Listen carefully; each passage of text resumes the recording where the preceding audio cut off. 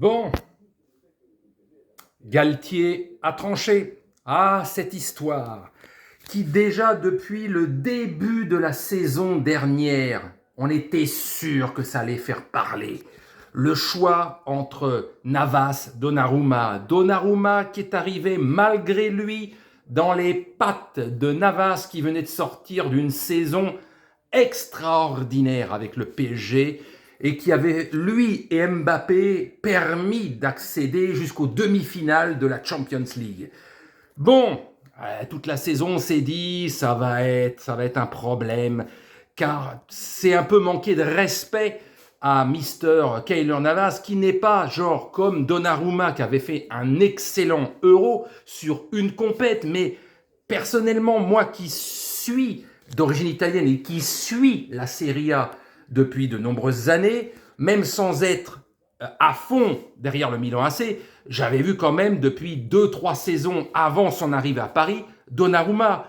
Il n'y avait rien de transcendant. Je vous le dis franchement, il n'y avait rien de transcendant. C'est un bon qui a débuté très jeune, mais est-ce qu'il n'est pas arrivé trop tôt au PSG? Bon, bref, bon.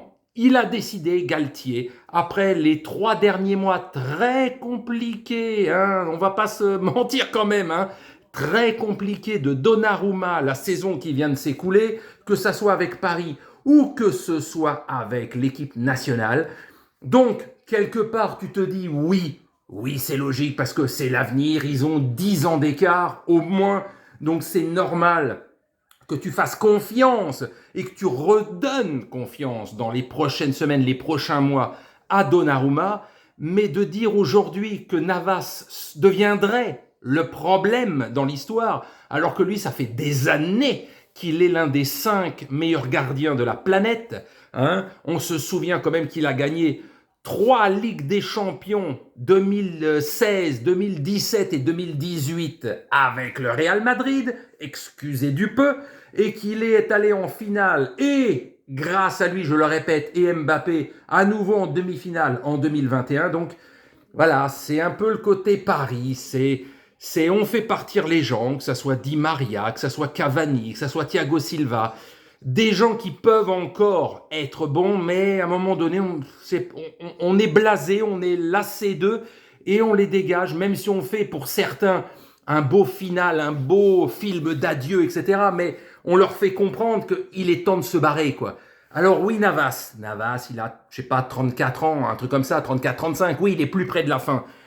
Mais comment ça s'est fini après les 2 dernières saisons et surtout la dernière qui a été incroyable, c'est manquer de respect. Et surtout quand on voit ce que Donnarumma a fait les 3 derniers mois, où il s'est chié dessus et il a chié sur le PSG et sur son équipe nationale. Donc voilà, c'est normal, oui, de redonner confiance, mais Navas quand même, il méritait mieux, il méritait sacrément mieux que ce que Leonardo lui a fait, parce qu'à la base, c'est Leonardo, suivi ensuite, oui, par Nasser et compagnie, mais voilà.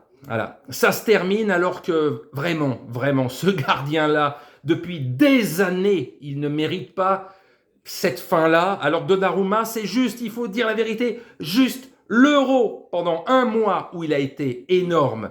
Mais les 2 saisons qui précédaient avec le Milan AC, moi personnellement, pour moi, oui, il était plus jeune, mais pour moi, il était largement moins bon que Navas, quoi.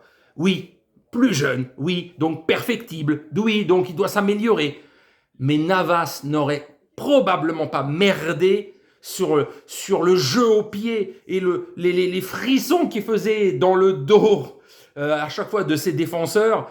Non, il n'aurait pas fait merder comme ça son équipe et lui n'aurait pas merdé comme ça Navas, même si c'est pas un top jeu au pied, mais jamais il aurait fait des boulettes, des trucs où il en a fait plusieurs de Naruma.